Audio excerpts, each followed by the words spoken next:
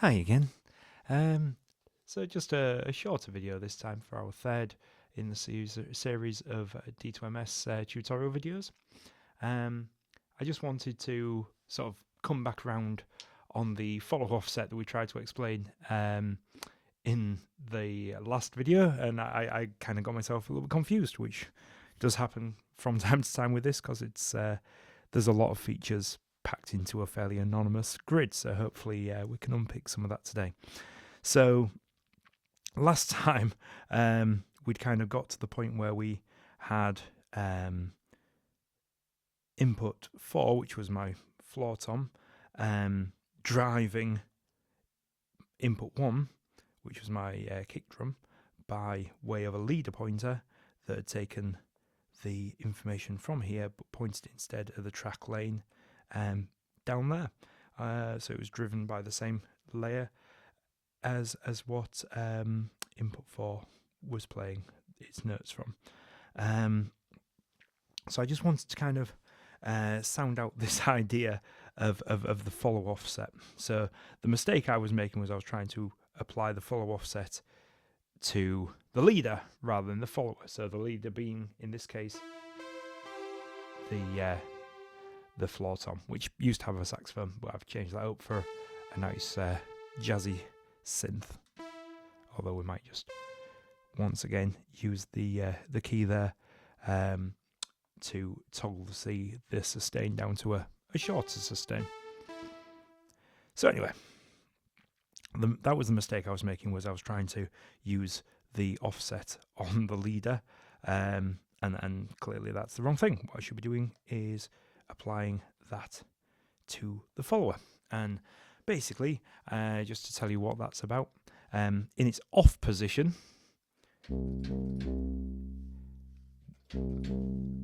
the follower is basically gonna be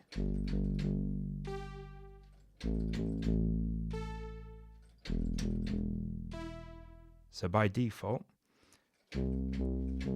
this kick drum is kind of playing whatever note in the track lane this drum will be jumping out of when it's hit. So it basically means that as long as you're wanting to end with this note being played, so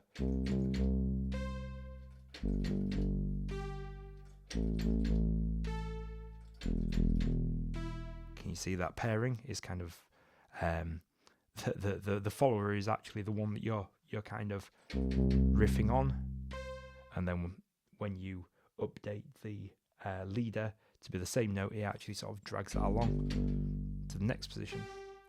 But there's times where you might want this drum to be the one that you kind of play first, and then this one to kind of riff on the note that you've just moved into. So in that case, you use the leader follower. If I just play it on its own, you'll hear. Can you hear all that sort of essentially jump back by one note? So what that means now is this will be, if this is the note that I play first, sort of bring that follower into the same musical step. I would hit this first,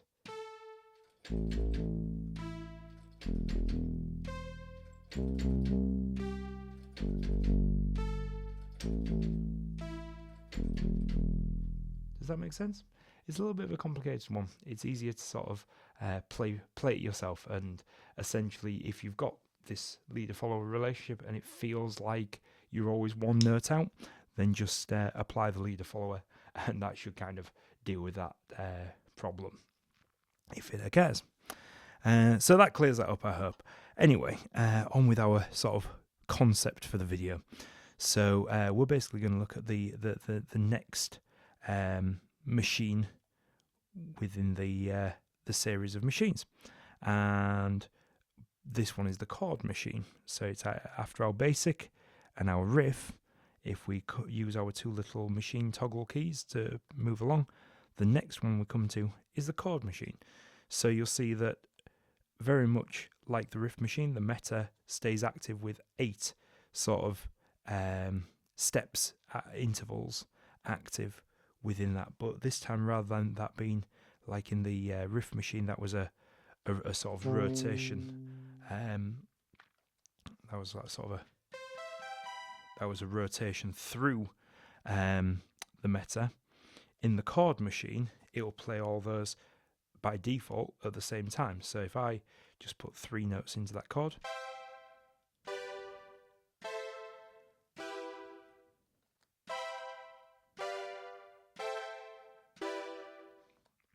if you just press 1, it'll operate monophonically, just like a regular basic machine.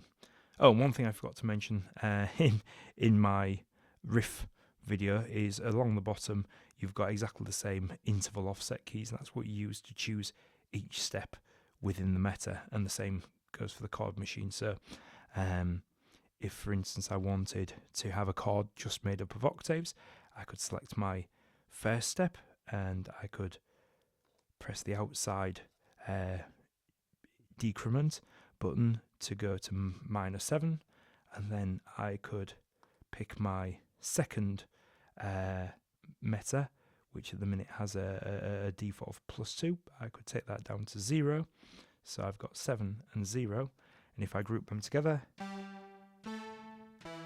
you've got an octave. And I could obviously take that second note and pitch it up by another octave,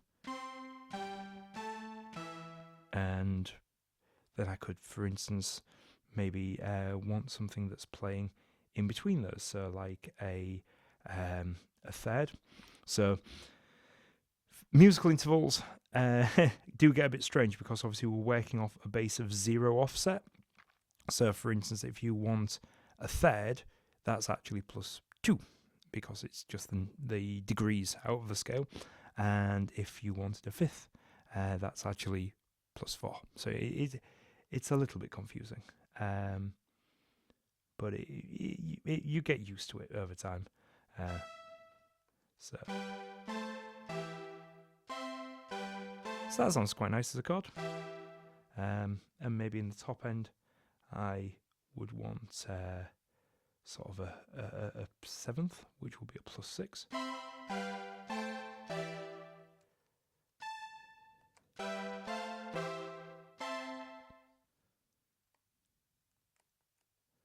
Yeah. So that's sort of the basic functionality of the chord machine.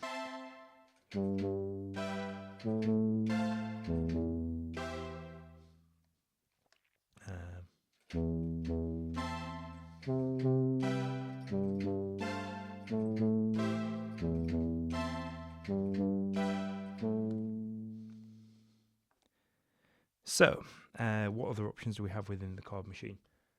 So we have the ability to strum through those chords. So what that strum is going to do is it's basically going to play them back, the notes within the chord, one at a time. So to activate how quick that strum's happening, you need to hold down the strum division button, and then you'll see that the very lowest row, where you had choosing intervals, sort of becomes lit differently. And what that's doing is giving you again a sort of granular on the inside and coarse on the outside buttons to increase the division. So you can see on the screen in sort of the lower half towards the right, that's got a division of 1/1, which is very slow, half, quarter, eighth, and you can get to all the sort of unusual ones in between 9th and 10th with the individual increase and decrease, but I would use the outside buttons mainly on this one. So 16ths and 32nds. And as a matter of interest, that 32nd or 16th or 8th note is based off the tempo, which is defined by tapping the very bottom right. So if we tap that 4 times, that's going to basically choose a tempo for that whole song. Anyway, so we've got a chord that now, rather than playing all at once, plays in a strum.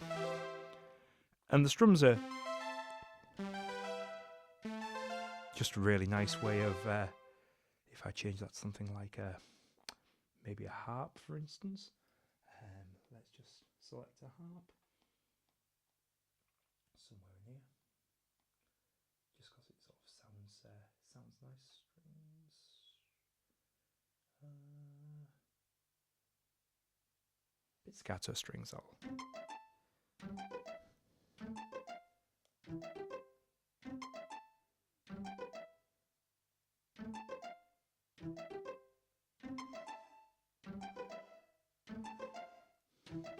You can see if I speed that up,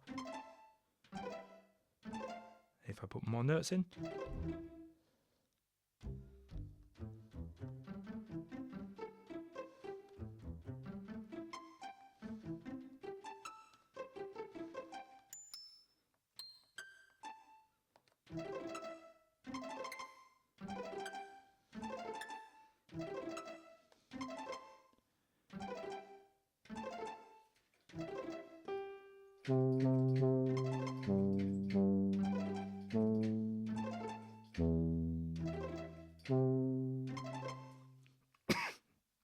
So it creates a nice little thing there. If we decide that all of those notes are kind of playing back a bit too high, we can shift all of those notes sort of proportionally to each other rather than one at a time by holding down our little shift button there, and that again kind of lights up our offset buttons, and we can shift that, and that just drops them all down by an octave on the outside or by individual intervals on the inside.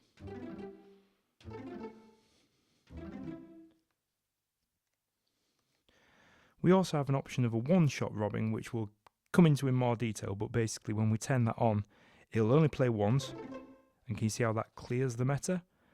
That basically means that after that initial one, it won't play again until that's reset, and to do that we need a trig, which we'll come to later, but for now I'll just turn that off. It was more just telling you about that because we're there with it at the moment.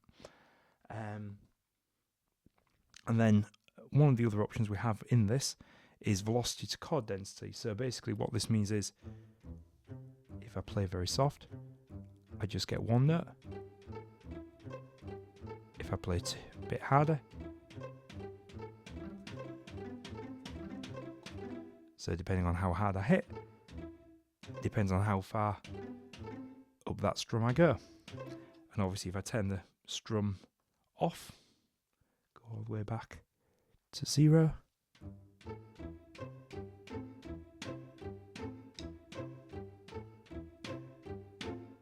which is quite useful.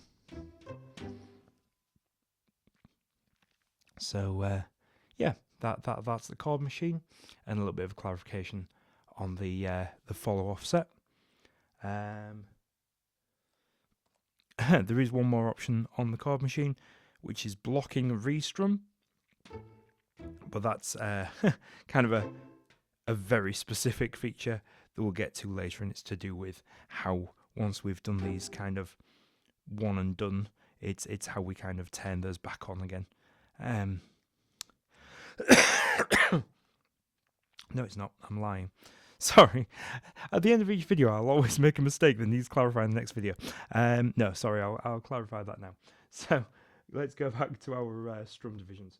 So basically, what it was when we started with these strums, we were working on these very fast strums because that sort of seemed like what a strum should do. But what we found was if you start playing that relatively slow speeds, you almost end up with kind of automated patterns.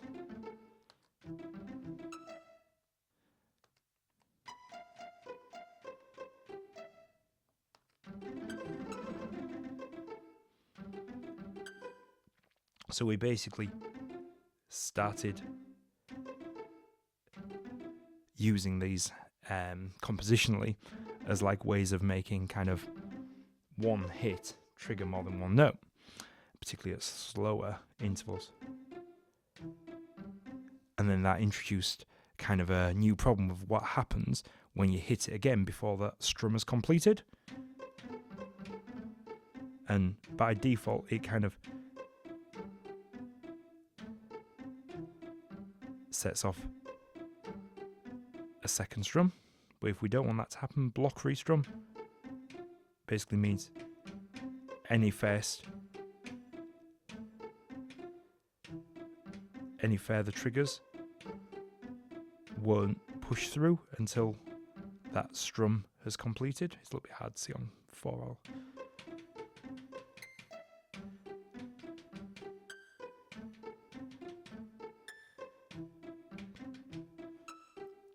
So that's an interesting point. So basically, block restrum, what that's doing is basically mean that once the strum's in progress, nothing else will happen until it's completed.